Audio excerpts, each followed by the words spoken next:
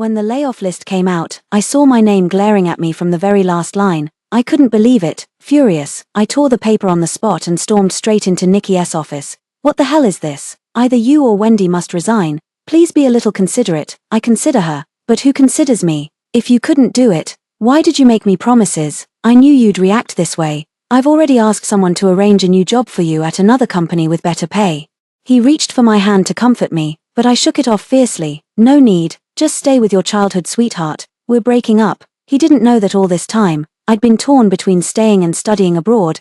Now I can finally focus on preparing to go overseas with peace of mind. Tiffany, stop making a scene. Didn't you always complain this job was too exhausting? I've already arranged a new position for you, better pay, easier work. What more do you want? He smiled bitterly, thinking I was just throwing a tantrum with him, believing that a few casual words of comfort would make me compromise. To this day, he still presumes to know better, completely unaware that my anger isn't just about work, but about being deceived. He didn't even consider deceiving me as something worth a second thought. I said, "We're breaking up. Your family is all abroad. Where will you go if we break up?" I leaned back, my expression relaxed. "You were dead set against going abroad with your parents back then, saying you couldn't adapt. Now you're stuck in this country with nowhere to go without me." He raised his brows slightly, delivering those words with utter nonchalance, certain I wouldn't leave him, couldn't leave him. For a fleeting moment, my vision blurred. Back then, why exactly was I so unwilling to go abroad? Do I really need to spell it out for him word by word? At that moment, I looked at him, feeling utterly speechless as if I'd swallowed a fly. "Mr. Nikki, Wendy accidentally scalded her arm and is crying so pitifully. The moment the door opened and they saw me present, the person fell silent. Nikki brushed past me, walking out with hurried steps. I stood on the second-floor corridor, watching Wendy curled up on the sofa in the first-floor reception area, her eyes already red from crying. "Nikki, it hurts so much. Am I going to die? Tiffany got laid off." I wanted to make her a cup of coffee to comfort her, but I'm so clumsy. I can't even do this right. Woo-woo. She clearly saw me, yet still buried her head deeper into Nikki's embrace. Nikki was about to carry her to the hospital when she started putting on a show of refusing again, holding his arm. She feigned resistance while secretly welcoming his touch. "Nikki, Tiffany." Her gaze drifted toward me, and along with it, a crowd of onlookers became aware of my presence. Wearing expressions of eager anticipation, they waited for Nikki to make a decision. Nikki locked eyes with me and frowned. We stood in a stalemate for several seconds. In the end, he chose to carry Wendy out of the company. I saw Wendy bury her face in the crook of his neck, the upward curve of her lips hidden in the folds of his collar. Everyone wore an expression of tacit understanding. I suddenly felt utterly bored, returned to my workstation, packed up my things, and went home. After Nikki and I got together, we still lived in our own separate places. Sometimes he would come stay with me for a while, or I would go to his place. We were accustomed to this way of being together, leaning on each other, yet leaving ample independent space between us. After getting home, I found a discarded cardboard box and threw all of Nikki's belongings into it. The living room, bedroom, bathroom, nothing was left untouched. The last drawer was pulled open, revealing a red box covered in dust. I picked it up and opened it. Inside lay 2 bracelets, their surfaces still clearly marked by long-term wear. These were the unity beads Nikki and I had prayed for at the temple during high school, later customized with ornaments by a specialized jewelry company. The 2 sandalwood beads at each end are extremely precious. They symbolize shared hearts, never to part until white-haired old age. They were worn for many, many years. Until one day his strand was tossed beside the bedside and never touched again. So I too took off my strand and placed both together in a box. Years have passed, and even I had forgotten their existence. I reached out and touched them, once warm on mine and Nikki's wrists, now piercingly cold, just like Nikki and me today. I closed the lid and threw the entire box, bracelet and all, straight into the trash. Sad. He doesn't deserve it. After packing up, I took a photo and sent it to Nikki. "Come get your stuff yourself." The other side immediately showed typing, but no message came through for a long time. I went to make a cup of coffee. Just as I reached the living room, my phone rang. Nikki was video calling. I pressed the answer button. "Tiffany, alright, I'm sorry, this time it's my fault, okay? We've been together for so many years. Is such a small thing really worth breaking up over?" Before I could speak, another coquettish voice came from the other side. "Wendy.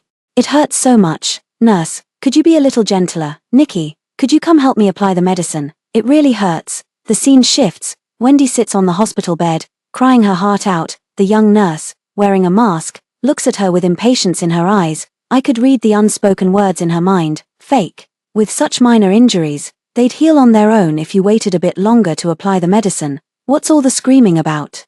The little nurse came over and stuffed the medicine into Nikki's arms, then walked straight out. All right then, I'll take you to that restaurant you like in a few days. Gotta go now. I didn't say a word the whole time, just watched the whole show unfold. No sooner had I ended the video call than my parents' call came through. Sweetheart, have you made up your mind? He's never taken international graduate students before, this is the first time. Your father and I had someone submit your resume.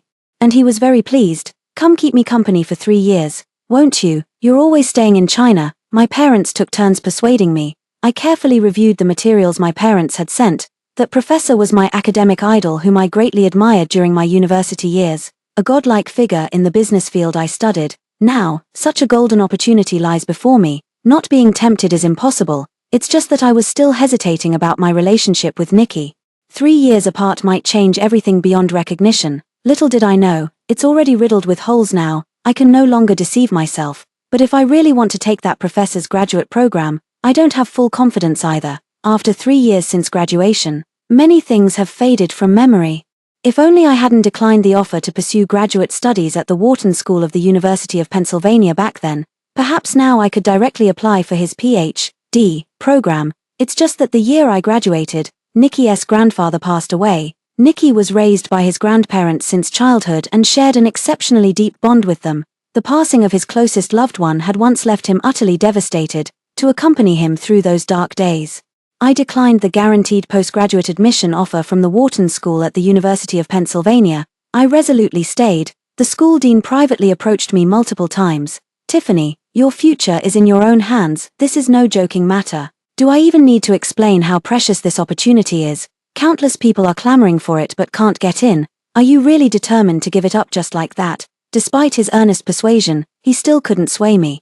During that time, I stayed at Moses's place, keeping Grandma Moses company and watching over Nikki every day. He asked, "You're not going to grad school anymore?" I replied, "Not going. I took a trip abroad and realized it wasn't that interesting after all. Might as well work, I'm tired of studying anyway." That day, I told myself I must smile. Nikki shouldn't bear any more pressure because of me. But when I saw my face in the mirror, I realized even my strongest smile couldn't conceal the sorrow in my eyes. Yet Nikki actually believed the comforting words I gave him, thinking I simply didn't want to go because I didn't like it. But, if you truly don't like it, then what was the point of burying myself in studies all those days and nights? I can only blame myself for making the wrong decision and misjudging someone. Mom, Dad, I'm coming. Wait for me to find you. For 3 whole days.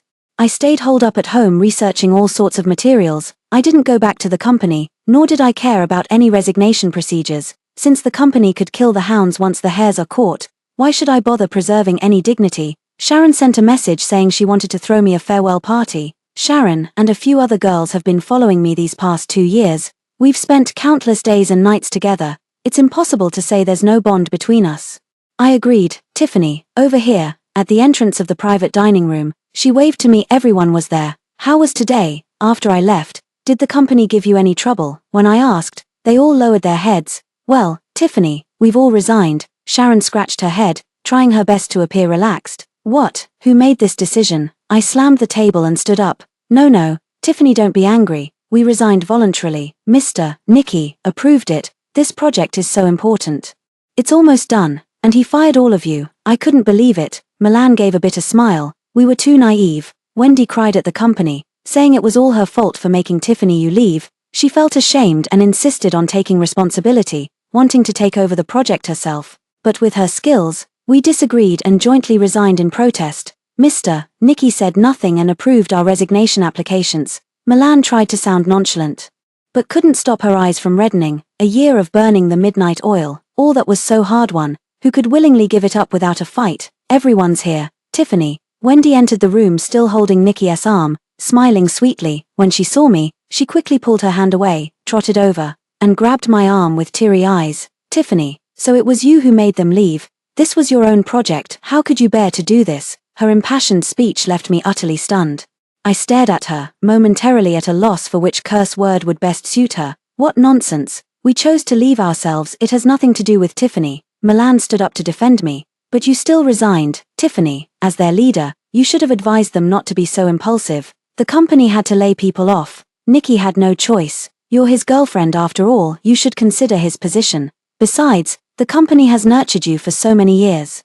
Shouldn't you think about repaying that kindness? Each sentence seemed calculated, as if she'd anticipated my arrival, rehearsed her lines in advance, deliberately trying to provoke me. Fine, I'll grant her wish then. I shook off her grip on my arm, and she theatrically collapsed to the ground, her eyes welling up before she could even speak. I picked up a glass of red wine and poured it directly over her head. Throughout it all, Nikki stood by without moving a muscle. Who was the shameless one who stole my spot, who pretended to be all innocent afterward while trying to take my place, who claimed they came here to improve themselves but kept crying at every little thing, whining this is too hard and that's too difficult while begging for help, and who was the maggot with atrophied limbs who could only cling to other people's boyfriends? Be grateful to the company. How much fucking money have I made for this company? What have you even done? You dare lecture me, you're not worthy. I hurled the wine glass onto the floor, the shattering glass exploded with a deafening crash. I couldn't stay another second and rushed straight for the private room door, but Nikki grabbed my arm. Calmed down already, over such a small matter, why get so worked up? He pulled me into his embrace. Don't worry, Milan and the others will all stay. Wendy I'll assign to another project. There, be good now. All these years, whenever I got angry, he would wrap his entire body around me like this, waiting for me to gradually calm down. But not this time. I've had enough of this life where he slaps me and then offers a sweet date. I pushed him away and rushed out the door. In the car, I transferred the meal money to Milan, telling them to focus on their work and not let my situation affect them. I had already decided to go abroad and couldn't arrange a place for them. One shouldn't gamble with their own future. If you want to leave, do it properly, make thorough preparations and secure your next step first. The night was deep, and wanting some fresh air, I rolled down the window and drove slowly along the roadside. Not far behind, a black Volkswagen relentlessly pursued me, tailing me through several intersections. In the flickering light of the rearview mirror, I saw Wendy's face, calm to the point of indifference, behind the wheel. Step by step, it closed in on me. She kissed me goodbye. I gasped. This woman was truly insane. I accelerated immediately, trying to shake her off, yet she pursued relentlessly, flirting with disaster at every turn. The car speeds up, a side road appeared on the right, which I didn't notice, when suddenly a tricycle rushed out. The old man riding it seemed stunned seeing my car.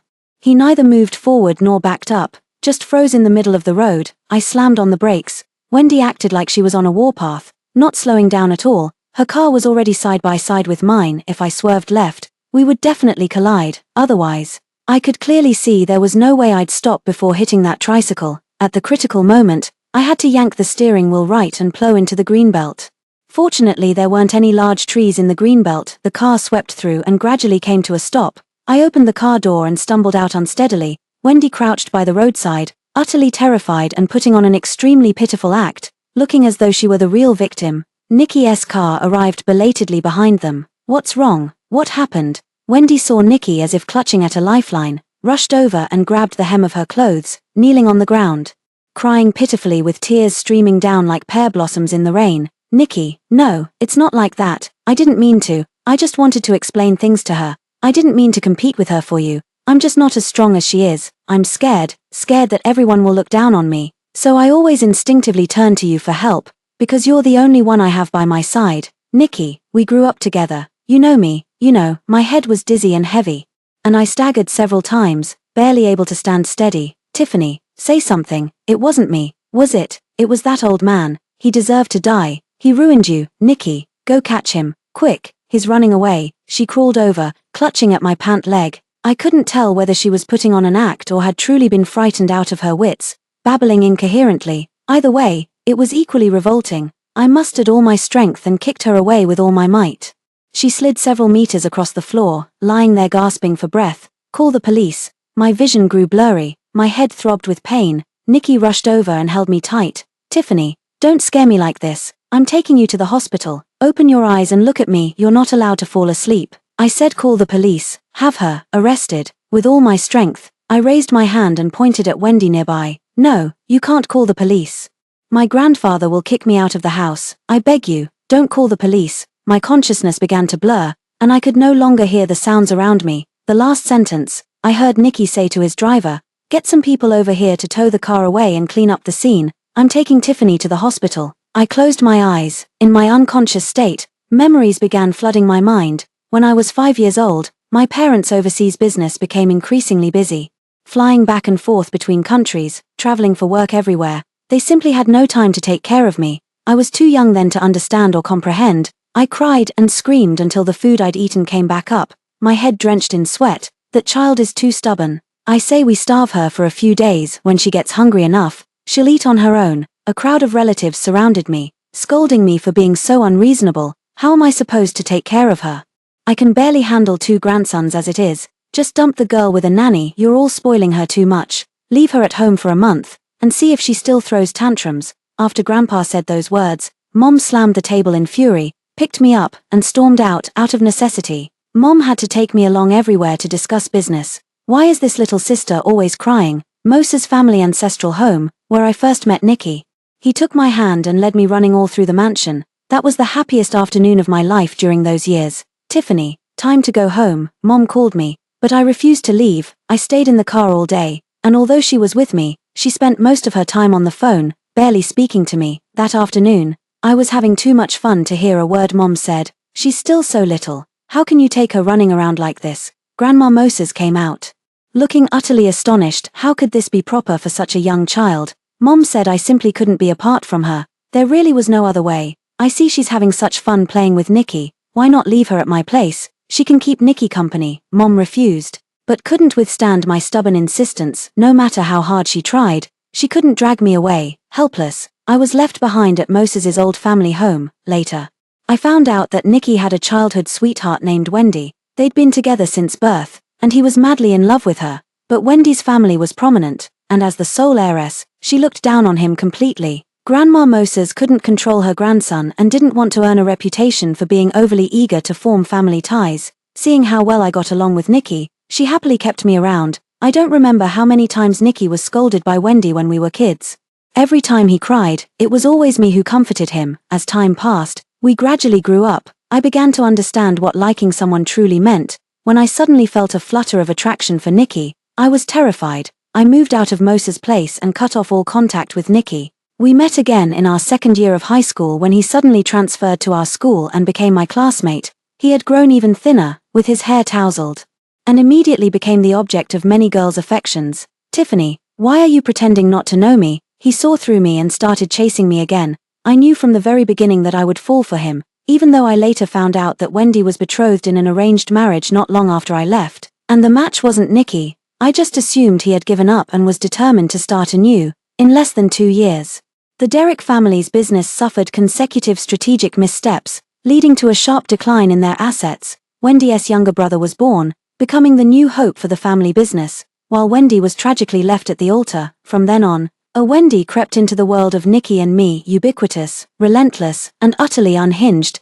This relationship wore me down more and more, until today when I finally saw things clearly and resolved to walk away. When I woke up in the hospital, I clutched my head. The ward was empty, but from the next room came Wendy's delicate sobs and Nikki's patient comforting. I got out of bed, ready to go straight to complete the discharge procedures. Tiffany, why are you up? You shouldn't be moving around right now. Grandma Moses saw me and hurried over to help me up. At the hospital room door, I caught sight of Nikki holding a bowl of porridge, feeding Wendy one spoonful at a time. When he saw me, he put down the bowl and rushed out, scooping me up in his arms and carrying me back to bed. The doctor said you have a mild concussion and need proper rest. He's really good at pretending. Just moments ago he was sweet-talking Wendy, and in the blink of an eye, he's putting on a show of deep affection in front of me. Tiffany, you really mustn't speed like that again. Thank goodness Wendy noticed and called Nikki, otherwise the consequences would have been unthinkable. Grandma Moses sat by my bedside, holding my hand as she gave me this advice, and I just turned my head incredulously to look at Nikki, asking him, I drive fast. You're saying I drive fast? Grandma Moses was somewhat bewildered by my tone. Nikki quickly pushed her out, telling her to go next door to look after Wendy. Tiffany, Wendy has already been punished. Just forgive her this once. She cried to me for so long. She really didn't mean to do it. Nikki grabbed my hand, his tone pleading. I laughed and slapped him across the face without hesitation. He turned his head away, expressionless. I know you're angry, but just this once, didn't you also throw wine in her face, and kicked her? That makes us even. Hit me if you want. Go ahead, I'll let you. He pulled my hand towards his face. I yanked my hand back, utterly disgusted. Get lost. With a hoarse scream, Grandma Moses and Wendy came rushing over. Tiffany, don't blame Nikki anymore. He can't follow you around 24/7.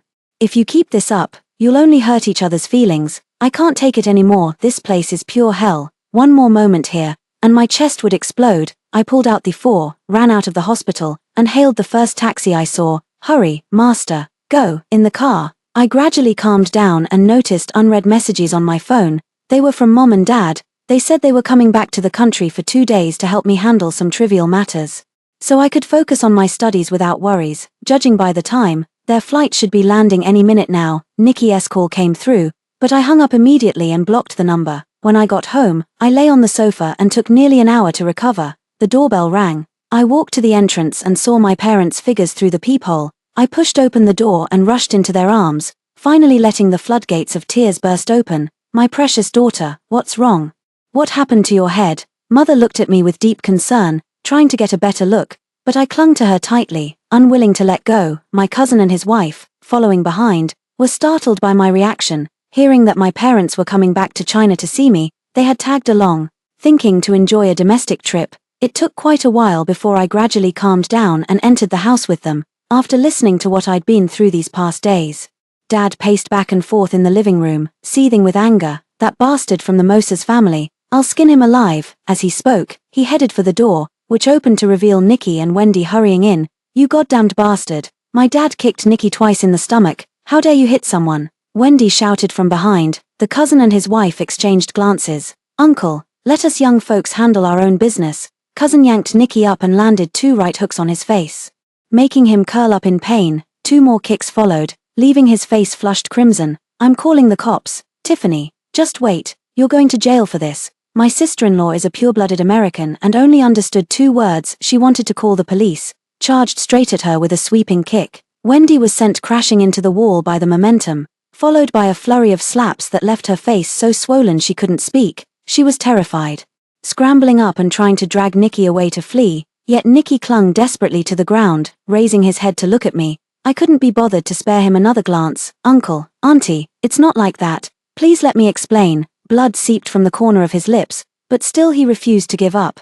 Tiffany, explain to your parents. I love you. I only love you. Wait for me. I will definitely come for you. With a fake move from my cousin, Wendy screamed in fright, jabbing the elevator button so hard it might as well have been smoking. The elevator doors closed, and the world was finally quiet again. I quickly followed my parents abroad, but before leaving, I asked my cousin to help me take care of one thing. Copy everything recorded by my car's dashcam that night. Now I need to focus on exam preparation. I'll deal with all this after I'm done. Those with grudges, seek revenge. Those with grievances, air your complaints. Not a single one of you will get away. I began studying like a madman. My thirst for knowledge was insatiable. My parents worried I was overworking myself. Late at night, they would knock on my door, urging me to sleep, but I had already given up on my future once before. Now, everything is within reach, and I can only strive harder to pursue it. For 2 months, I shut myself in my room, devoting all my time to reading except for eating and sleeping. Studying is undoubtedly tedious, but it also magically took away many things. Nikki. The name gradually blurred in my memory, like a sudden gust of wind scattering fallen leaves across the ground. That boy who once brought me endless joy and pain in the past, detached from my world, drifting away, vanishing without a trace. After passing the written exam smoothly, my mother accompanied me on a leisurely trip through Europe. I was addicted to that freedom, that complete transformation, that return to authenticity. I bought many skirts, after starting work. Nikki always complained that skirts made me look unprofessional, so I never wore them again. Now, walking down the street in a skirt, I hold my head high with pride, greeting everyone I meet, taking photos together. They give me heartfelt compliments. In the photos, I'm laughing heartily with different strangers. Turns out, being yourself brings such joy. On the day of the interview, the professor came in person. He wanted to see me for himself. Because my written exam score was over 30 points higher than the second-place candidate, he asked me why I wanted to be his graduate student. I said because of selfhood, like the clear blue of sky and sea, even when dark clouds once gathered and waves churned, after all disasters have passed, on a day of gentle breeze and warm sun, it will return to its truest form. Just as I know myself, I'm smiling now, a smile that's bright and radiant. This is the best answer. My cousin introduced me to a white boy named Mike, who's 4 years younger than me, 8-pack abs, curly-haired puppy, unbearably well-behaved, only knows one phrase in Chinese, taught to him by his cousin, sweetie, sweetie, sweetie, drove me absolutely crazy. On the day I returned home, He insisted on coming with me no matter what, said he wanted to protect me, no idea what my cousin had told him. The moment the plane touched down, Nikki somehow got wind of it and rushed over. "Tiffany, you're finally back. I missed you so much. You have no idea." He wanted to hug me, but Mike blocked him. Mike recently learned 2 new words. Bastard. He pointed at Nikki, girlfriend. He put his arm around my shoulder and pointed at himself. I almost laughed at his antics. Nikki watched our interaction, his face darkening by several shades. "Tiffany, are you still refusing to calm down? For these 2 months, I couldn't eat well, couldn't sleep well, thinking of you every night until I couldn't sleep, and this is how you treat me. We've broken up," I replied to him. "I went through all this trouble to prepare a surprise for you. I was planning to propose as soon as you got back, rented a venue, custom-made a wedding dress and a ring. I made so many plans for our future. Didn't you feel anything at all? We've already broken up." I was impatient. "You just want to make me angry. Don't you? I've already humbled myself this much, and you're still not satisfied. I never realized before how cold-blooded you are." He reached out to grab me, wanting me to look into his eyes, wanting me to know he was trying to keep me, to soften my heart, so I'd throw myself into his arms again. But this time, I was utterly calm. He and everything about him now seemed like a clown and a joke in my eyes, full of disgrace and absurdity. Mike shoved him away, causing him to lose his balance and fall to the ground. "Tiffany, it's you again. Haven't you done enough harm to Nikki? Do you have any idea how much is prepared for you these days, to have your wedding dress custom-made? Nikki asked me to personally help you try it on. It was designed by the most expensive designer in the country, with dozens of tailors meticulously sewing it stitch by stitch for you. And look at you now. Are you even worthy of wearing it?" I smiled. "Custom-made for me. Based on your figure?" "No, it's because you weren't here. Wendy has a similar build to yours. If anything doesn't fit, it can still be altered." Nikki actually had the nerve to explain it to me. "No need, let her wear it. I can see she's dying to put it on as soon as possible. You'd better hurry, or you might not fit into it anymore. Prison uniforms aren't as pretty as wedding dresses." She froze, staring at me intently. "What do you mean?" "What do I mean? Don't you know already? Blame your Nikki for not deleting the dashcam footage properly. You're in deep trouble now." She staggered a step, nearly falling to the ground, her face instantly turning deathly pale. "Tiffany, don't be like this. We're all in the same circle. Is it good to make such a big scene, when everyone's impression of you worsens? How can we still get married?" "Nikki, are you brain dead? When did I ever agree to marry you? We've already broken up. I've already been accepted into a graduate program abroad and will be starting soon. Oh, and another piece of good news, I've decided to settle abroad. I'm back this time just to sell my house and deal with some junk along the way." I glared at Wendy. Even now, she was still clutching her chest and putting on an act. Even Oscar would have to award her Best Actress for this performance. "Impossible. You're lying. You're tricking me. Right, you love me so much, you can't live without me.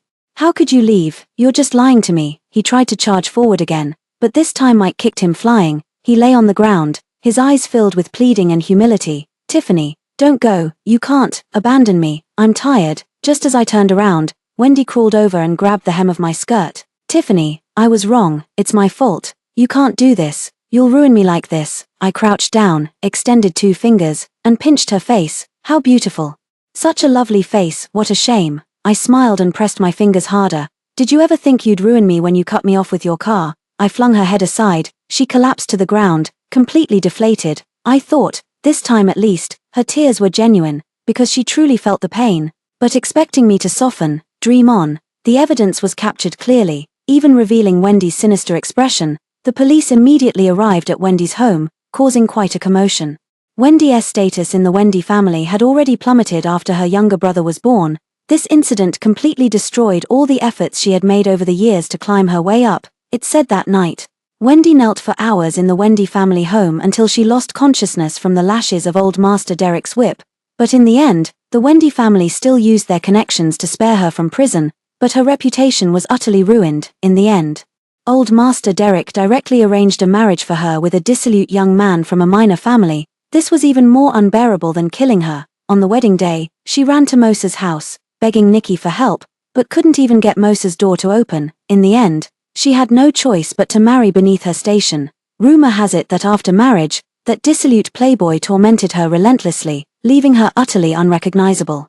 Mosa's family business was also affected by this incident. Wendy was brought into the company through Nikki's connections. Now that her reputation is in tatters, Nikki is the first who cannot escape blame. Nikki is the eldest son of the firstborn in the Mosa's family.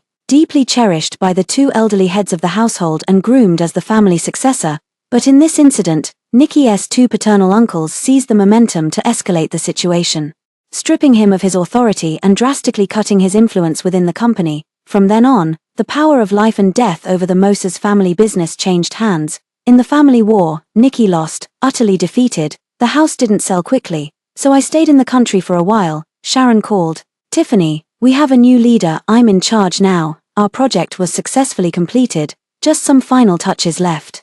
She sent a picture of them looking bleary-eyed after pulling an all-nighter, but everyone's faces were beaming with joy. "Congratulations to you all." I gave them a big thumbs up in return. I was also deeply grateful, for they had helped me complete what should have been my share of the work, not for others, but for the self who has struggled hard this past year. "Tiffany, Nicky came to me asking what you like. He even wanted me to put in a good word for him, saying none of this was his true intention, that you've always been the one he loved most." We both laughed at that moment. Never seen someone so shameless. He spends every day with that Wendy, yet has to ask me about his own girlfriend's preferences. I didn't even bother responding. I grunted in response, not really caring anymore. Now when I hear his name, I don't feel anything at all, but Nicky didn't see it that way. Ever since Wendy got married that night, he's been stalking me like crazy, following me wherever I go. Mike tried kicking him out, but he just got back up and kept following. I called the police, but they said since he hadn't done anything wrong, they couldn't charge him like that. I had to find a way to make him give up completely. By a seaside boardwalk, I told Mike to go by water, then I walked straight toward Nicky. When he saw me approaching, his face lit up with joy, thinking there might be a turnaround in the situation. "Tiffany, have you changed your mind?" "I knew it. I knew you'd come back." A grown man, shamelessly crying till his eyes turned red. "The fortune teller said you're my guiding star, that being with you would make my rise meteoric, and you only by staying with me can you find true happiness." He actually used such superstitions to fool me. Utterly ridiculous. "Did the fortune teller tell you that I don't love you anymore, Tiffany? I know you're just jealous of how good I am to Wendy. After all these years, you've endured so much hardship with me and given up so many opportunities. How could you possibly not love me? Come back." I truly know I was wrong. I froze, so he had known all along, but that was all in the past now. I really don't love him anymore. I can't even be bothered to think about him anymore. I don't love Wendy at all. He wanted to hold my hand. "I know," I shouted sharply, startling him.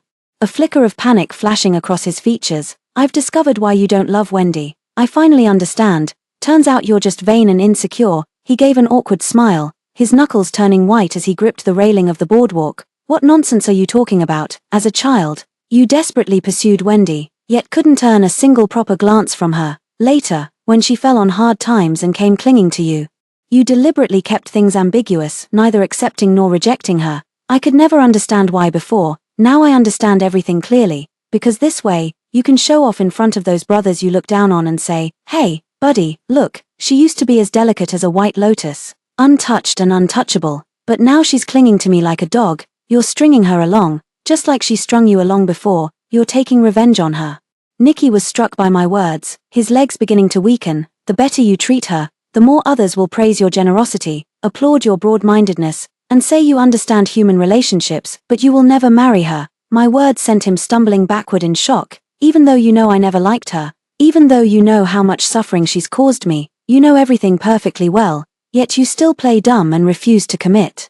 Because you're certain I can't leave you, Nicky. From start to finish, you've put on a grand performance, pretending to generously use her while also stringing me along with affection, all for the sake of your own vanity. You're utterly unworthy of love. Your hypocrisy makes me sick." He collapsed completely, unable to even lift his head. When Mike returned, he asked what was wrong. I took a deep breath, forced a smile, and joked with him, "If a venomous snake bites another venomous snake, can the venom kill its own kind?" He scratched his head in confusion. I glanced back at Nicky. The poison was starting to take effect. Harm set, harm get. He'll have to suffer the consequences of his own misdeeds. Nicky no longer followed me openly, but I knew he was always lurking in the shadows. He still refused to give up. The house matter was finally settled. I decided not to wait any longer and personally took the agent to show people around, even if it meant selling for a bit less.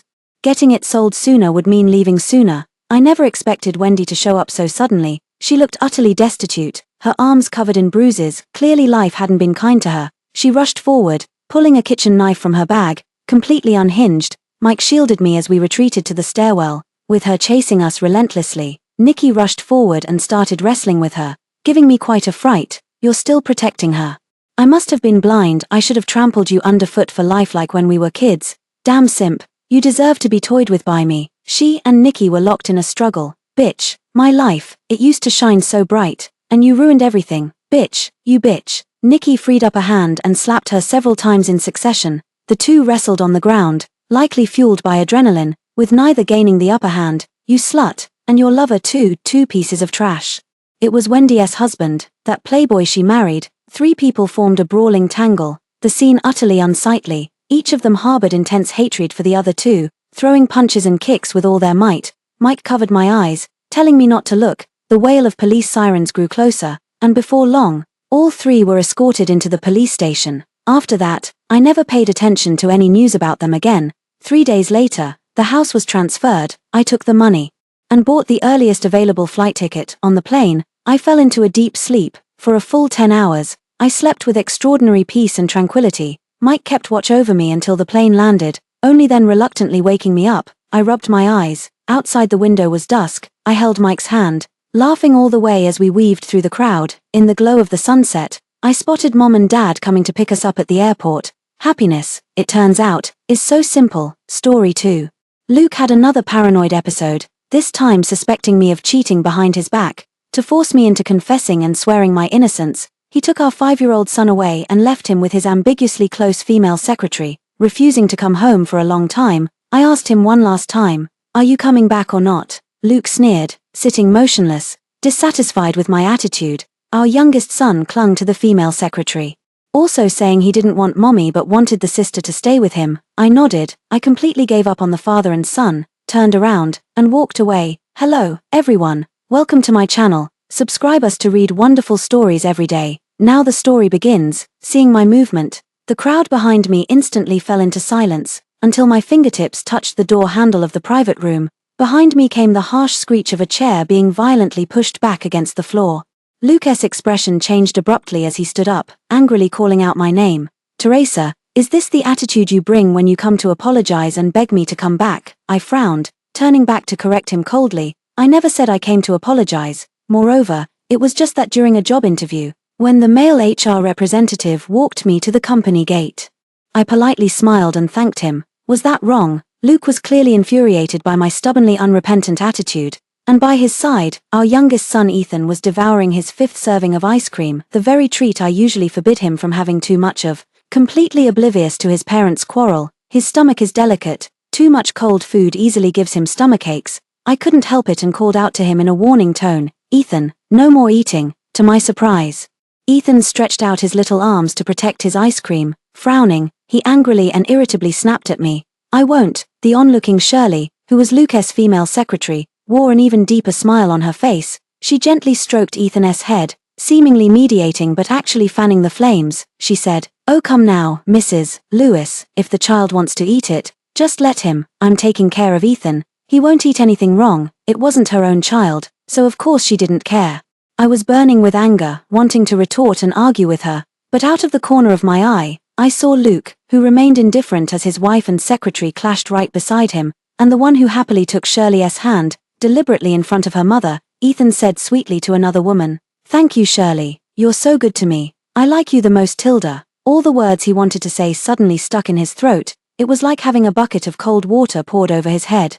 The anger in his chest instantly extinguished. There were also a few of Luke's friends at the scene, but without exception, they either watched from the sidelines or remained silent. The mocking and scrutinizing gazes fell upon me, making me feel like a helpless clown standing alone. Whatever. It suddenly occurred to me, Ethan can get close to whoever he wants. Luke is willing to take his secretary everywhere to make a fool of me. So let him. I don't care anymore, and I don't want to bother.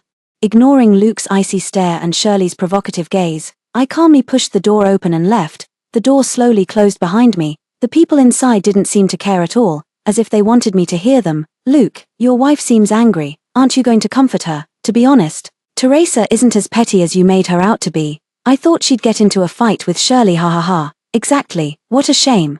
All sorts of jeers and mocking laughter from those who enjoyed watching the drama unfold. Amidst the noise came the sound of a lighter flicking. Luke's icy voice dissolved into the smoke, his emotions murky and unreadable. "I think I've spoiled her too much, sneaking out to find a job behind my back. Not only embarrassing me but also flirting with other men. TSK, she shows no remorse at all. Seems like the lesson I taught her wasn't harsh enough. His words made the others even more excited. Exactly, women shouldn't be spoiled. Come on, I'll take you to a special place, guaranteed to satisfy you all. Hey, what about the kid? Should we bring them along too? Haha, what should we do, Ethan? Your mom doesn't want you anymore. Want to come play with us uncles? Ethan's voice was loud and clear. He said, if she doesn't want me, then I don't want her either. I have Shirley, that's enough for me. It felt like a nail had been driven through my foot. The nails had torn my feet to bloody shreds, leaving me unable to move. Just then, I heard a familiar voice, warm yet carrying a hint of coolness. It stood out starkly against the surrounding haze of malice and sneers. Don't you think this is going too far? After he finished speaking, the private room fell silent. For a long while, no one spoke. It was he who finally eased the tension, saying gently, I won't be joining you later. You all go ahead and have fun, Ethan. Mom isn't in a good mood tonight. Go back with Shirley. Shirley, sorry for the trouble. Luke, stay behind later. We need to talk. Luke gave no response. Ethan and Shirley had no objections to the arrangement. The others, seeing that neither of them intended to join the gathering, immediately lost their enthusiasm. The dinner gathering ended just like that. I sniffled, tilting my head back to hold back tears as I continued walking toward the underground parking garage. When I finally found my car, I suddenly realized I'd left my bag in the private dining room. The car keys were all inside the bag. There was no other way. I had to stand by the car and wait. I planned to go back and get them after everyone had left. The underground parking garage was chilly at night, and my legs grew sore from standing too long. I slowly crouched down, hugging my knees, staring blankly at an ant passing by on the ground. I don't know how much time had passed. The sound of steady, composed footsteps gradually drew nearer. Belatedly, I raised my head. A warm coat was gently draped over my shoulders. I looked up. My gaze met Henry's eyes, tender as a spring breeze. He smiled at me, his handsome face alight with laughter, the faint red mole at the corner of his eye coming vividly to life. Henry extended his slender, pale fingers and magically produced my small shoulder bag. Teresa, were you waiting for this? You're still as forgetful as ever, luckily. I remember everything for you. I suddenly felt like crying. Like Luke, Henry was also my childhood sweetheart. But what if I had chosen him instead? Would the ending have been better? 6 years ago, something happened in my family. Adoptive brother John suddenly suffered a major car accident and fell into a coma, rushed into the emergency room. Not long after, a group of debt collectors suddenly showed up at our doorstep. They held huge IOUs with my brother's signature, forcing me to repay the debt immediately. With our parents long gone, I had to juggle caring for my brother, seeking connections everywhere to find renowned doctors, while dealing with these inexplicably appearing, aggressive debt collectors. Helpless to the point of near collapse. At that time, Henry's family business had some problems, and he was abroad on a business trip. The only one by my side was Luke. He checked the IOUs and went through my family company's accounts. Tell me, these debts are indeed real. Perhaps my brother was afraid I'd worry, choosing to shoulder this burden alone. That's why he never mentioned it to me before. With no other choice, I had to use all the available money at home to repay the debts. I knew nothing about running a company, so Luke temporarily managed it for me. But it still wasn't enough. The company had been barely surviving under my brother's efforts, and now with him down, the stock prices plummeted, pushing the company to the brink of bankruptcy. The person who hit my brother fled the scene. The police determined from his wrecked old car that even if the perpetrator were caught, he likely wouldn't be able to pay the astronomical medical bills. I had no choice but to continue selling off our family's properties and cars, including all the designer bags and expensive jewelry my brother had previously given me. Though my brother's life was saved, his injuries were too severe. He never woke up. Continuous treatment and care is a long and costly drain. It wasn't until something like this happened that I realized my elder brother had raised me too well, piling up gold and jewels around me. Like nurturing a canary in a mountaintop castle, he let me live without worries, knowing only how to play and enjoy life. It's come to this. My mind is completely blank, utterly incapable of earning enough to support him. I tried looking for work, but for some reason, I kept hitting walls everywhere. Even jobs paying just $2,000 or $3,000 a month turned me down. I stared at the meticulously crafted resume in my hands, then at the undergraduate diploma I'd earnestly worked to obtain. A profound sense of self-doubt washed over me. Just as I reached the end of my rope, preparing to borrow money from anyone who'd lend to tide me over, Luke proposed to me. He knelt on one knee to confess his love. Presenting the beautiful ring he had prepared years ago, he said that long ago, he had fallen for me. He no longer wanted us to be just good friends. The timing wasn't quite right for me. But he couldn't wait any longer. He wanted to take our relationship to the next level. To that end, he was willing to take over my family's struggling company, settle all our debts, and cover my brother's ongoing medical expenses. He gave me his word, even if there's only a sliver of hope. He would do his utmost to help treat my brother, so that one day he might wake up. I had been hesitating before. It was his final words that moved me, and so, I agreed to marry him. Henry slammed on the brakes and pulled the car over to the side of the road. The night was deep, and all around was silent and empty. Henry was originally driving me home. It had been a long time since we'd seen each other. Luke and I got married. On the way, we started chatting. And somehow the conversation turned to 6 years ago. I turned my head to look at him. The bright yellow streetlights cast their glow, illuminating Henry's handsome, chiseled profile. His expression wasn't great, but he still managed to force a gentle smile. Back then, why didn't you contact me? I was a bit surprised and couldn't help saying, I did call you, but I called many times, and you never answered. Later, Luke got in touch with you and told me you had some trouble abroad and couldn't make it back, so I didn't dare disturb you again. After I finished speaking, Henry fell silent. His gaze remained fixed ahead, the air around him suddenly growing heavy. After a long silence, he suddenly let out a cold laugh. When he finally spoke, his words came through clenched teeth. So that's how it is. So, what are your plans next? Downstairs in the residential complex, Henry suddenly asked me. His figure was tall and slender, dressed in a comfortable casual shirt set, his demeanor as gentle as jade. He looked down at me with tender eyes, his gaze revealing unconcealed concern. What happened today? Luke went too far. I've already talked to him, but I don't know if he'll listen. After all, this is between you two as a couple. Maybe you still need to communicate calmly. I shook my head. There's no need for that. Henry paused slightly, his eyes flickering. He asked with a puzzled expression, why do you say that? I looked up, glancing toward the direction of our home in the high-rise where the lights still hadn't come on, knowing Luke wouldn't be bringing the child home tonight either. In that case, whether this home exists or not makes no difference. I've made up my mind to get a divorce, so I don't intend to hide it from Henry. I told him, tonight I'll pack all my belongings, next I'll continue job hunting. Then negotiate the divorce with Luke. Fortunately, Luke has been quite generous to me these years, especially after I gave birth to Ethan. It gave me a lot of compensation. Even if I can't find a job for a while, I have no financial pressure for the time being. I pondered about my future life and drifted off for a moment. I didn't notice Henry hiding in the night, unable to suppress the upward curve of his lips. He smiled and asked, have you found a place to stay yet? If not, perhaps I can help. His tone was so sincere, his attitude remained as gentle and affectionate as ever, as if we weren't meeting after years apart, but remained childhood sweethearts who'd grown up together without ever being separated. My trust in him made me not refuse this kindness. Since the divorce decision was only finalized tonight, I truly hadn't yet found a new place to live, and so, just like that, Henry went home with me and helped me pack my luggage. He owned multiple properties and could effortlessly lend me one of them to live in. By the time everything was packed, dawn was almost breaking. A faint light pierced through the morning mist, as if someone had pressed the city's start button. Crowds emerged and traffic began to flow. Henry stood at the doorstep of his villa, observing my exhausted expression. He thoughtfully refrained from further disturbance. With a smile, he said, go inside and get some rest. Call me anytime if you need anything later. I nodded and bid him farewell. Watching Henry's car drive away, I turned back into the house and collapsed onto the new bed, falling asleep without a care. When I woke again, the sun was already setting in the west. Lying face down on the pillow, I casually picked up my phone to check it. The screen was filled with missed calls and hundreds of messages. I shuddered, instantly feeling much more awake. Looking closely, the vast majority were sent by Luke. Hesitantly, I tapped on a voice message. Luke's furious, irritated tone immediately filled the quiet, empty room. Teresa, you've grown some nerve.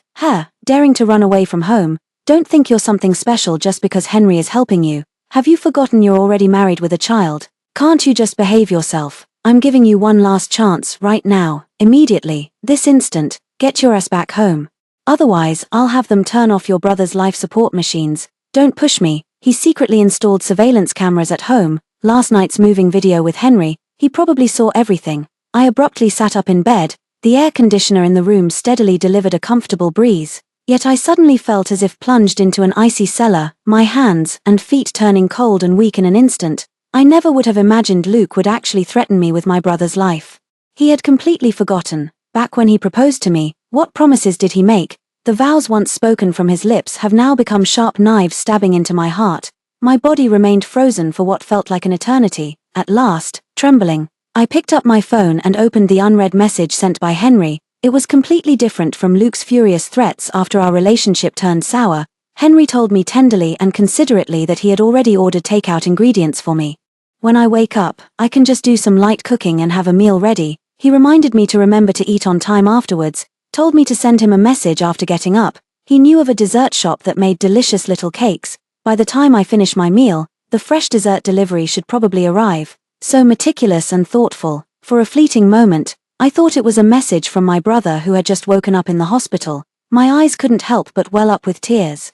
So I immediately gave him a call. The call was answered quickly on the other end, a voice as gentle as water, accompanied by a doting chuckle. "Teresa, has the little sleepyhead finally decided to wake up?" I sniffled and said with a choked voice, "I need your help." Henry drove me to the hospital. We split up to cover more ground. He went to handle my brother's transfer procedures while I rushed to the ward to check on my brother's condition. As I flung open the door of the VIP ward, I suddenly froze in my tracks. The room was bathed in ample light, with warm and bright sunshine streaming through the floor-to-ceiling windows. A few small potted plants on the windowsill appeared somewhat wilted, as I hadn't been around to water them these past few days. On the hospital bed lay a pale yet handsome man, so peaceful he might have simply been asleep. Moving carefully around the array of sophisticated medical equipment by the bedside, I slowly took a seat next to him. John has remained unchanged year after year, still looking exactly the same. His eyelashes are long, and he's grown considerably thinner since before the accident, yet this only serves to accentuate his refined and handsome features. Lying unconscious in the hospital bed, he resembles nothing so much as a sleeping beauty prince awaiting his princess's kiss. Suddenly, I recall that period not long ago. The attending physician mentioned a newly imported medication from abroad, which was extremely expensive, but there was a high probability it could wake my brother up. Not long ago, the specially hired caregiver also told me she had seen my brother's fingers twitch, and his eyes would occasionally open for a moment. I suspect they're all lying to me. Otherwise, why would they all witness such things? Why is it that only I never see it? Clearly, I'm the one my brother loves most. I tried calling his name. He remained still with his eyes closed, giving no response. I grabbed his long, broad palm again, stroking the veins on its back, squeezing each of his large knuckles one by one. He let me knead and fuss over him without a hint of temper. Unwilling to give up, I leaned down closer to his cheek, attempting to forcibly pry open his eyelids with my hand. "Teresa." I was startled for a moment. I stared at my brother for a long while before realizing the voice didn't come from him. Henry stood at the door and said calmly, "I've arranged everything. You should come out first." I nodded and stepped aside to make way for the doctors and nurses at the door. Fortunately, Luke's threats against me remain verbal for now. We still have time to move my brother to a safer place. Free from his control, I followed closely behind as my brother was relocated. Henry walked leisurely by my side. None of us noticed. Behind us, a doctor quietly made a phone call. After settling my brother in Henry's friend's private hospital, he suddenly said to me, "Teresa, where you're living now isn't safe enough. Luke could easily find you if he wanted to. I'm afraid, given his personality, he might take you away and lock you up, or even resort to violence against you. You need to move to an even more secluded place." I trusted him completely and let him make all the arrangements. Fortunately, I hadn't unpacked from yesterday's move yet. I won't need to pack when I get back. I can just grab my things and leave. At the same time, my brother has been safely relocated, so I have no more worries holding me back. I immediately sent the already drafted divorce agreement to Luke. I informed him that we'd meet at the Civil Affairs Bureau next week. Luke's phone call came through frantically the very next second. He's emotionally unstable right now. Nothing I say would make a difference, so I hung up and muted my phone. After doing all that, I looked up. I discovered Henry gazing at me with a beaming smile. He seemed in high spirits. Leaning over to fasten my seatbelt, unable to contain his excitement, he said, "Perfect. Now then, I'm going to take you away from here. You're asking me to live in the basement." The basement before me was well decorated, fully equipped with soft furnishings and appliances, exuding a cozy style. But the lighting isn't great, especially since Henry didn't install bright overhead lights. As a result, the room overall felt rather dim and quiet. I have no doubt that living in such a place for long would lead to depression. Henry quietly observed my reaction without showing any expression. Seeing my obvious resistance, he smiled and changed his tone. "Teresa, you've misunderstood. I was just showing you around. There are other rooms. Keep looking and choose one you like." I had no doubts. I followed him upstairs to continue touring this luxurious hillside villa. After visiting every corner, I collapsed exhausted onto the plush sofa. I couldn't help but sigh. Being rich is truly wonderful. If my brother hadn't had that accident, he probably could have bought me a luxurious villa like this too, right? Henry took a bottle of sweet soda from the fridge and handed it to me. He tentatively asked if he could stay here during this period as well. This place is quite remote, far from the city center. If he went back to his old place and had to drive over in case of an emergency, it might be too late, he explained to me in a gentle voice. As if that minor misunderstanding from earlier had left him somewhat concerned, afraid of offending me again or making me unhappy, I completely failed to recognize his masterful trap of advancing by retreating. Opening his eyes wide, he said, "But this is your house. Why would you need my permission to live here? Besides, there are so many rooms here, and so much space, there's no need to worry about invading each other's privacy." Henry suddenly smiled, his eyes crinkling at the corners. He said softly, "Okay, thank you, Teresa. Are you hungry? I'll go cook first." He actually knows how to cook. I couldn't help but marvel at this again. Among the four of us, Henry has the best family background, with outstanding abilities and financial status. At a young age, the company he founded has already reached IPO level, generating countless profits, yet he remains gentle, refined, always smiling, and humble with impeccable manners. His personality couldn't be better. Before this, I had only eaten meals cooked by my brother. I have no idea Henry when he learned to cook. In contrast, both Luke and I are kitchen disasters. We usually rely on the nanny for meals. Thinking of Luke, I took out my phone to check. Just happened to see his new message to me. "You should at least give me a chance to talk. Seems he's calmed down now." After some thought, I replied, "Fine, let's set a time." It was as if he'd been glued to his phone waiting. The next second, a video call popped up. I hesitated for a moment but chose to answer it anyway. Two figures appeared on the video call. Luke was still wearing a suit, and judging by the background, he must still be at the office. His defiant brows and eyes were tinged with heavy exhaustion. When his gaze fell upon me, a flicker of unease and ingratiation flashed through. Luke lowered his head and said to Ethan in his arms, "Have you forgotten how Dad just taught you? Speak." Ethan pouted his lips. The expression still showed defiance. Not even glancing my way, turning his head away, he muttered reluctantly, "Mom, I'm sorry. I shouldn't have only played with Shirley and ignored you." After speaking, both father and son looked up to gauge my reaction. Seeing my cold, indifferent expression remained unchanged, Luke's expression stiffened slightly. He took a deep breath and finally bowed his head to me. "Teresa, honey, this is all my fault. I lost my head for a moment and listened to someone's stupid idea of using Shirley to upset you. There's absolutely nothing between us. Really, I apologize for all those awful things I said to you before. Forgive me. Let's not get divorced, okay?" "That's it," I frowned, about to speak. Suddenly, a hand holding a phone reached over from beside me. I clearly saw the photo above and froze, my expression instantly turning extremely grim. I snatched Henry's phone and held the photo up to the screen. I sneered, "And you call this nothing, Luke? Getting frisky with your secretary in the office was caught on camera. What else do you have to say for yourself?" Luke's pupils constricted sharply. He instinctively covered Ethan's eyes. His Adam's apple bobbed as he swallowed hard, knowing he was in the wrong, and said guiltily, "It was an accident. I was drunk that day and mistook her for you." In a moment, "No, right away. I'll fire her right away." "Okay, honey, don't call me that." I couldn't help but interrupt him. My face twisted in disgust. "Luke, I feel sick, unable to bear it any longer." I hung up the phone, though I'd long wanted to divorce Luke. But seeing those photos of him cheating with another woman still made me feel as disgusted as swallowing a live fly. Henry gently patted my back in comfort, urging me to eat first. He'd simply prepared 8 dishes, all my favorites. I wanted to say I was too angry to eat right now, but after glancing at the dishes, the words died on my lips, and I silently picked up my bowl and chopsticks instead. After eating my fill, I half-heartedly got up to clear the table, offering to do the dishes.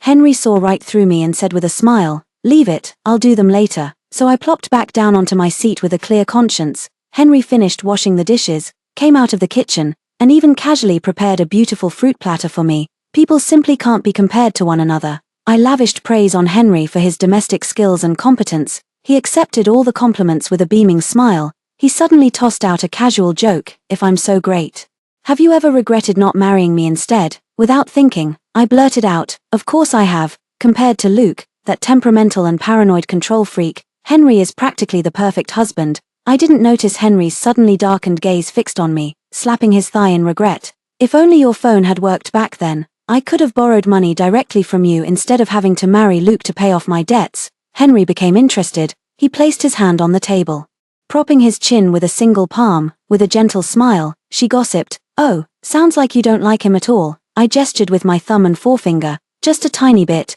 What I feel for him is more like the affection between good friends." Henry opened his mouth as if wanting to ask something, but after some hesitation, he ultimately chose to remain silent. At this moment, I became a bit wiser, from his eyes filled with eager anticipation yet forcibly restrained.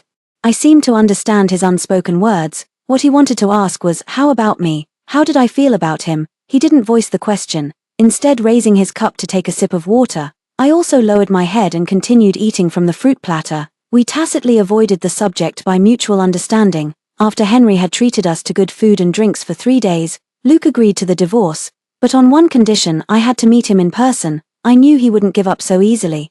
I was curious to see what excuse he'd come up with this time, what trick he'd try to pull. Henry drove me to the appointment. As soon as we met, Luke stood up abruptly, glaring fiercely at Henry. He said through gritted teeth, "I trusted you as a friend, and all along you've been trying to steal my wife. Are you even human?" The moment they met, the air was thick with tension. I frowned, trying to get Luke to calm down, but he suddenly looked at me with a pitiful expression. As if he'd been set up. "Honey, don't be fooled by him. Back then I was angry that you didn't want to rely on me and wanted to go find a job. It was Henry who gave me this terrible idea," he said, "that I should find a woman to flirt with, make you jealous and feel threatened, so you wouldn't dare run around and would focus all your attention on me." Luke pointed at Henry and loudly accused. After he finished speaking, the surroundings suddenly fell silent. I didn't even turn my head to glance at Henry, just calmly said, "I believe him." Luke widened his eyes in disbelief, his expression showing a trace of cracking. "You?" His devastated gaze shifted suspiciously between me and Henry. He asked me in a trembling voice, "What do you mean, you believe him? Then what am I?" What was supposed to be a divorce discussion somehow turned into Henry and Luke's confrontation. Luke couldn't produce any evidence to prove that all those foolish things he'd done before were instigated by Henry, but Henry had plenty of evidence about how Luke had screwed him over 6 years ago. Henry pulled up pictures of a few foreigners on his phone and laid them on the table. With rare sarcasm and a sharp tone, he questioned, "I wondered why I ran into so much trouble during that time for no reason. Was it you who sent them to steal my phone, making it impossible for Teresa to reach me when the incident happened? And also, John's company is about to go bankrupt, owing so much money. How come I never heard even a whisper about this?" He came fully prepared, catching Luke completely off guard. A thick stack of documents was slammed onto the table. Henry tilted his head slightly, staring at the pale-faced Luke with a faint, ambiguous smile. He said quietly, "At the time, you even reached out to many companies, telling them not to hire Teresa. You cut off all of Teresa's escape routes, leaving her so panicked and helpless that she had no choice but to accept your proposal. Didn't you? What a dirty trick." "Luke." My mind went blank. I suddenly looked up, staring fixedly at Luke, yet he rather awkwardly avoided my gaze. "We've been married for 6 years. This single unconscious gesture told me everything. I knew it."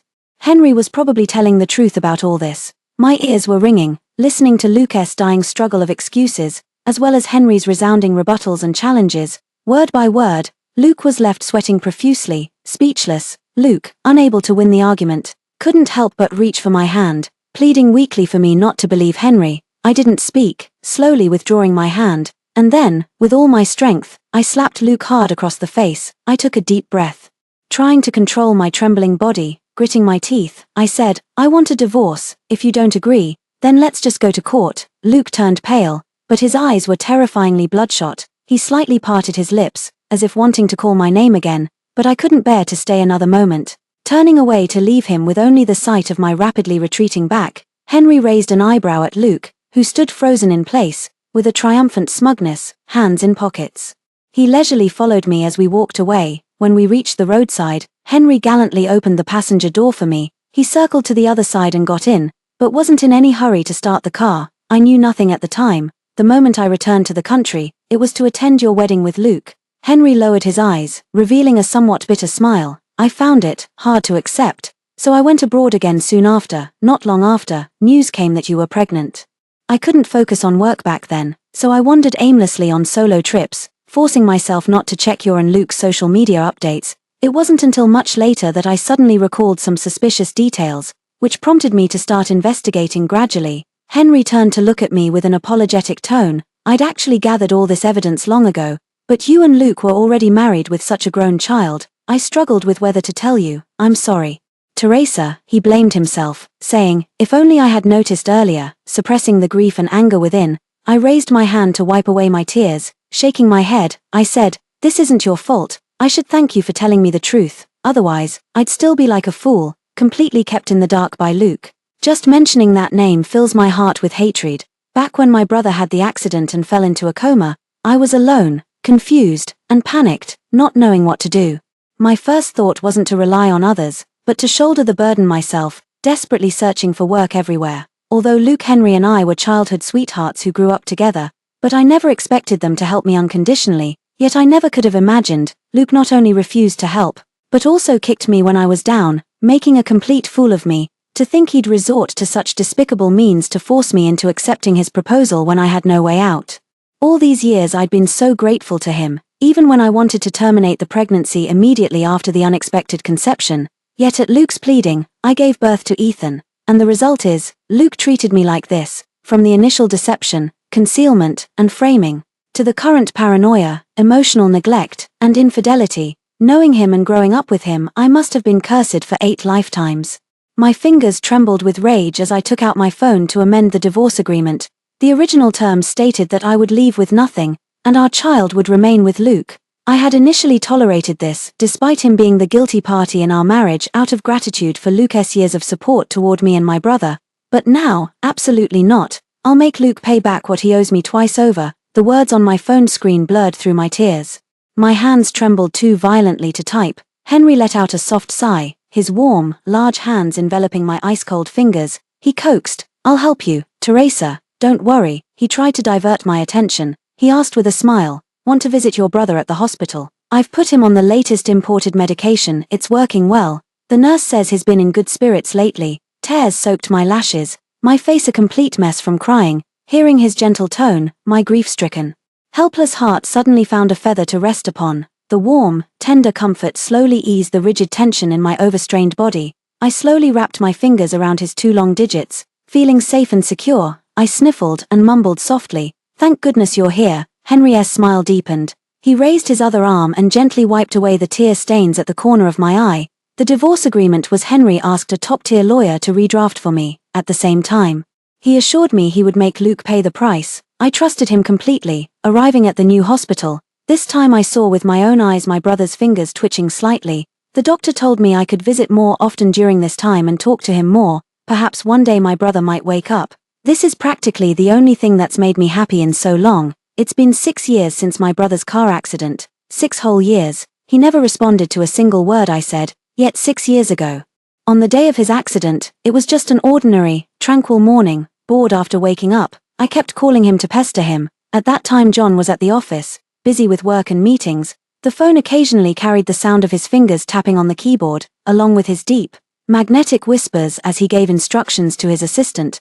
But no matter what he was doing, as long as I deliberately called him brother, John would immediately pause his work and respond with a soft hum to me. I could hear employees reporting their work to him over the phone, constantly being inexplicably interrupted by his hum, then continuing nervously. He didn't seem embarrassed, but I was the first to feel awkward. I stayed quiet for a long time, nearly falling back asleep on the bed, yet the call remained connected. Perhaps the meeting had ended. John picked up his phone, and his voice became much clearer.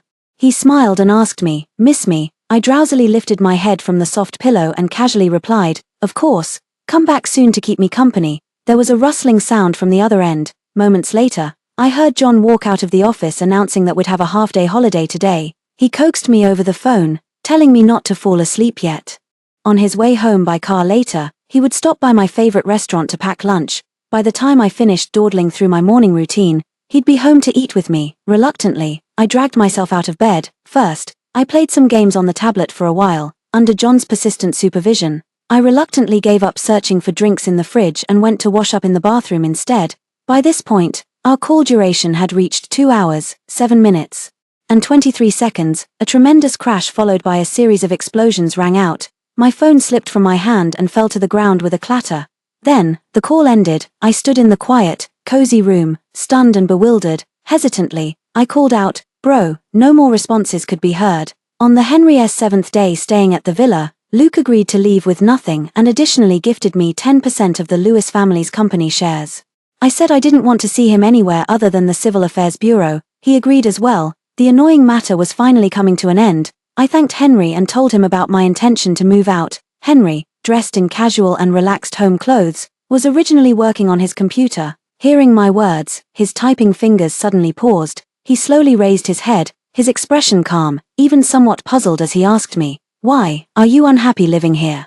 Or is there something you're dissatisfied with? I can have everything changed today." I was slightly surprised by the confusion he showed, but I still broke it down to explain to him, "I'm not unhappy or dissatisfied. Everything here is great. It's just that I can't possibly live here with you forever." "Why not?" For the first time, Henry interrupted me somewhat forcefully. Seeing my stunned expression, Henry immediately realized he had overreacted. He quickly softened, closing his laptop, gently persuading me, "If you leave here, won't you still need to find a new place to stay? My house is just sitting empty anyway. Teresa, you can treat this place as your own home. Don't be so formal with me, okay? It really makes me sad." Such a gentle plea, yet in that last sentence, I detected a faint hint of pressure. Was it my imagination? I remained silent, and the atmosphere around us gradually grew somewhat eerie. Henry stared at me with expectant eyes, not blinking once. Only after I reluctantly nodded, did his face bloom into a happy smile again. After that, I've hinted many more times that I wanted to move out, but every time, Henry would brush it off with various excuses. The problem is, he knows exactly that I'm the type who yields to coaxing but not coercion. Sometimes I get so frustrated I almost want to start an argument with him. Henry suddenly fell silent. Glistening tears slowly welled up in his eyes, hovering on the brink of falling.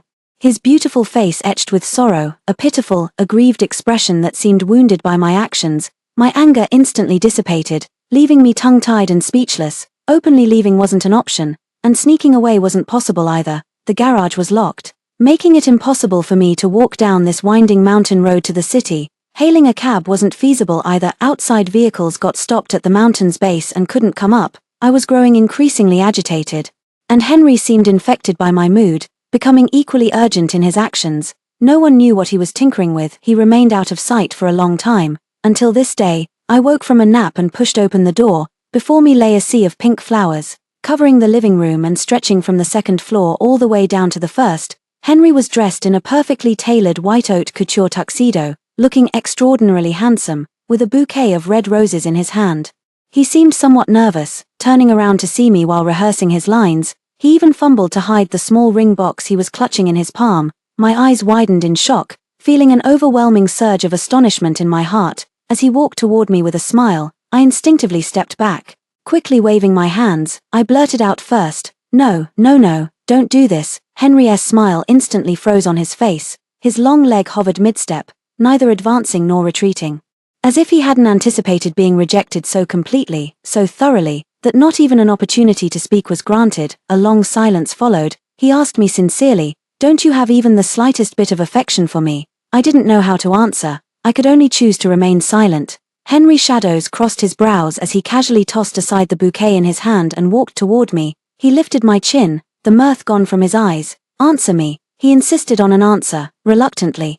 I told him the truth. "I can't bring myself to like you, but it's not your fault. I've had someone I've loved for a very long time. Back then, we thought it was just ordinary. Neither of us realized during those days of constant companionship, what grew stronger than familial bonds was this profound love. But alas, it was too late. The thin veil of pretense hadn't even been pierced when the original family had already fallen apart. Henry was an exceptionally intelligent man. Or perhaps he had already guessed long ago. He let out a cold laugh, his tone both gentle and merciless. "Do you like him? Does he know? What if he never wakes up in this lifetime? Are you going to remain a widow for him forever?" My heart stung. I glared at him and shook off his hand. Just at that moment, Henry's phone suddenly rang. He clicked his tongue impatiently and pulled out his phone to glance at it. Then, his brows gradually furrowed. I noticed his hesitation and the sidelong glance he cast toward me. My body reacted faster than my mind for once, and I immediately snatched his phone from him. The screen showed an incoming call from the doctor. My heart gave a violent leap at that moment, like the tolling of an ancient bell that sent tremors through every limb. With trembling hands, I answered the call. "Congratulations. Just now, the patient has woken up. Hurry up, drive faster." Henry slammed on the brakes, stopping at the red light. His expression had been grim ever since I begged him desperately to take me out. Now he couldn't hold back his irritation any longer, asking me, "Do you have a death wish? Going even faster, are you planning to swap places? Your brother just woke up. And now you want to be the one in the hospital bed? I looked thoroughly chastened by his scolding, afraid he might turn the car around and change his mind, so while counting down the red light, I clasped my hands together and begged him with pleading eyes. Henry let out a heavy sigh, resting his forehead in his hand. He looked listless and didn't glance my way, waiting for the green light to turn on. He silently picked up speed, overtaking cars one after another, finally arrived at the hospital.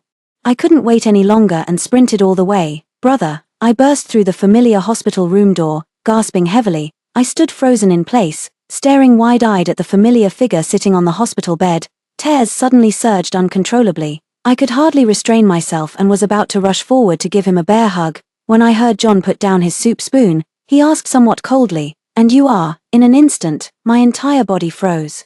The smile and tears froze simultaneously on my face. The leg I had stepped toward him with now hesitated mid-motion. He looked exactly like Henry, whom I'd resolutely rejected not long ago. The doctor beside me explained, "The patient has been comatose too long, some sequelae remain unresolved, which may cause temporary amnesia." Hearing that it was temporary, I slowly let out a sigh of relief. I wiped away my tears and continued to sit on the edge of the bed with a smile.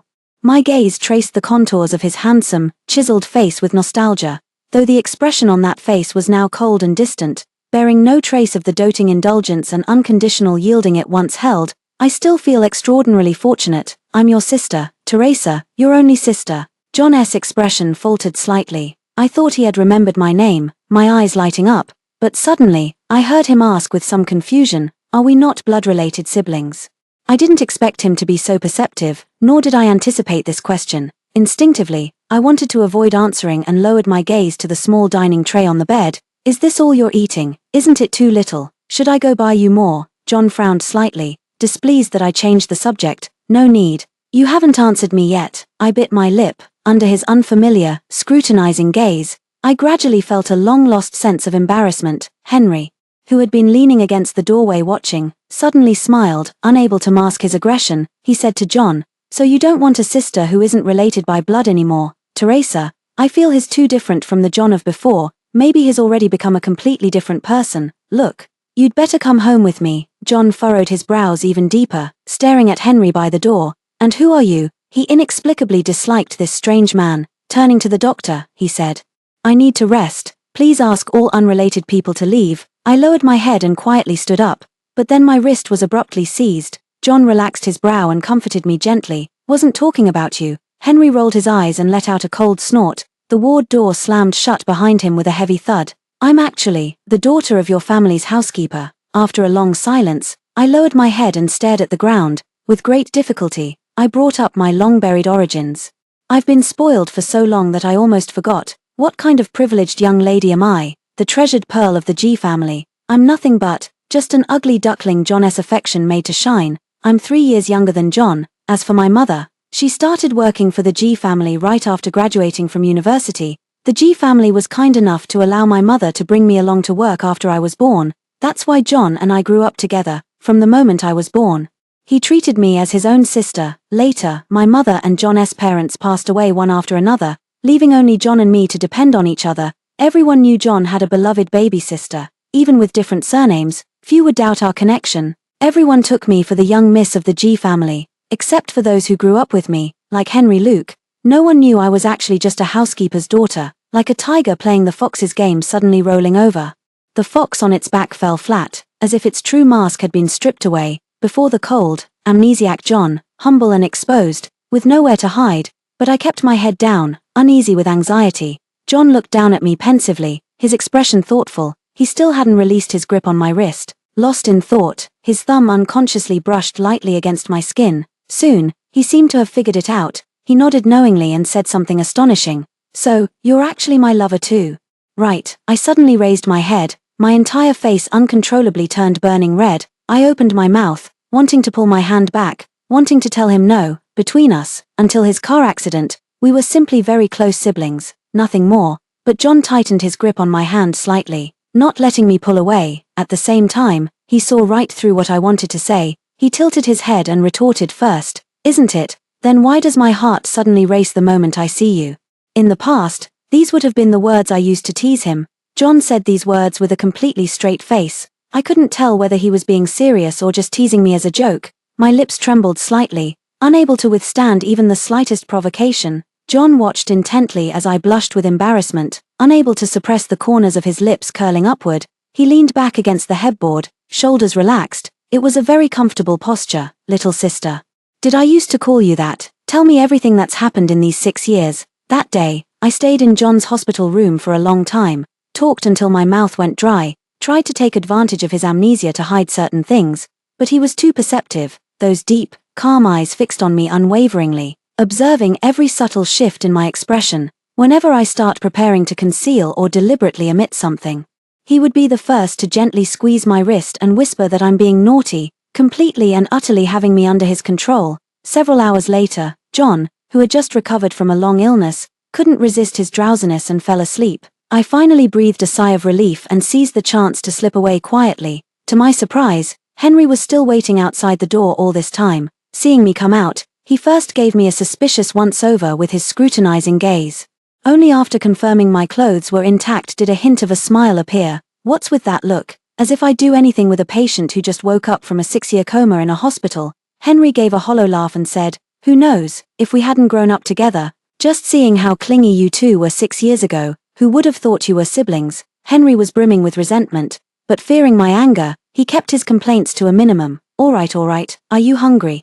Let's grab something to eat outside before heading home." He took a few steps forward, then suddenly stopped, because I hadn't followed him, would finally manage to leave that villa behind. How could I possibly walk right back into that trap? Henry stopped laughing. He turned to look at me.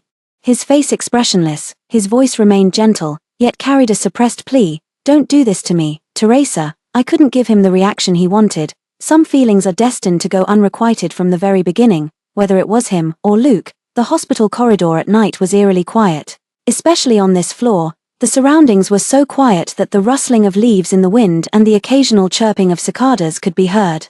I watched Henry's expression shift uncontrollably into something dark and violent, as if something terrible was struggling wildly within him. For a fleeting moment, even his fierce, sickly gaze made my heart race with the terrifying thought that he might try to forcibly take me away, imprison me in his villa, and lock me in that basement he loved so much. But in the end, he didn't. He deflated like a balloon, left with nothing but helpless resignation. With a pale smile, he said to me, "Promise me one thing." Okay. The look in his eyes was too pitiful. I hesitated inwardly, then gave a slight nod. I thought Henry would make some excessive demand, but he only said something utterly baffling. "No matter what happens in the future, you're not allowed to dislike me or even ignore me." With Luke's example before us, I no longer dare to trust him completely. I asked suspiciously, "Why do you say that? Have you also done something to betray me?" Henry just smiled.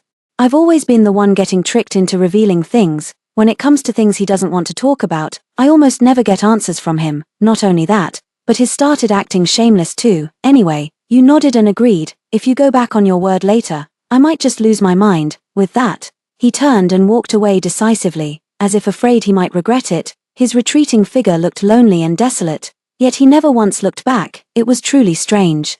I couldn't make heads or tails of it for the moment, so I decided to put it out of my mind.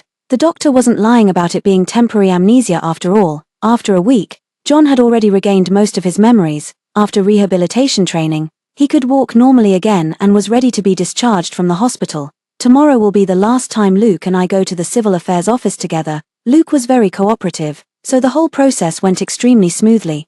After getting the divorce certificate, I happily waved it at John. He smiled and opened his arms to me. I immediately threw myself into his arms. "Mom." Hearing that familiar, timid childish voice, I froze in John's embrace. Before the man who was once my elder brother and is now my lover, I found it somewhat difficult to face this child who had been forced into existence. John noticed my emotions. His large hand patted my head encouragingly. "Don't be afraid." Seeing I still didn't dare to turn around, John crouched down and wiped the tears from Ethan's eyes. He earnestly yet gently chose to tell the child the truth. "Your parents are divorced, but they still love you very much. Now your mother is going to leave with me. Do you want to come along?" Ethan fidgeted nervously with his fingers, instinctively turning to look at Luke behind him, but his father's eyes were vacant, staring blankly at my retreating figure. Ethan was only 5 years old.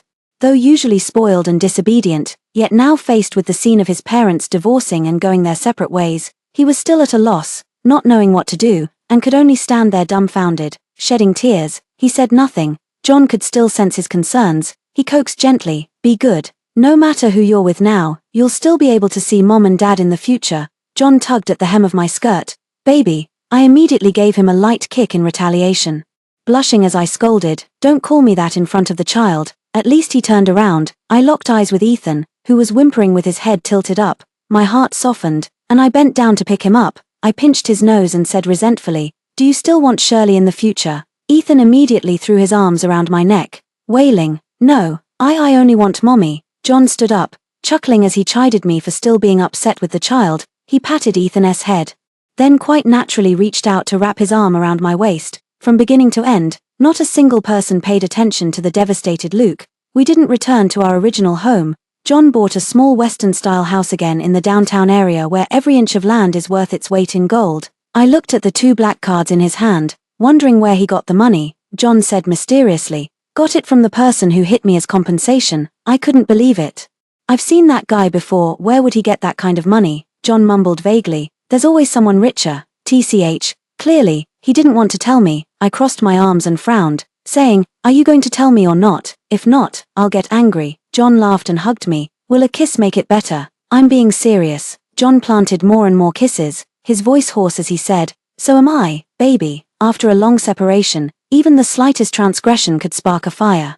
Gradually, no one spoke anymore. Amidst the sounds of sticky kisses, John could no longer hold back and swept me off my feet, carrying me straight to the bedroom. As we fell onto the bed together, both of us froze. Ethan groggily crawled out from under the covers, looking at us in confusion. "Mom, Uncle, what are you doing?" John's smile froze. In the end, he decided to address the immediate problem first, coaxing the child to go sleep in his own room. However, Ethan was in a bad mood. He plopped onto the bed, stiffening his neck defiantly, with a stubborn declaration, "No, I want to sleep with Mom tonight." John attempted to take forceful measures, but the cunning little brat immediately screamed and struggled, running wildly around the room, impossible to catch. Just like a misbehaving little beagle, I burst into laughter amidst John's expression of existential doubt and Ethan's increasingly energetic mischief. I just felt that life was becoming more and more promising.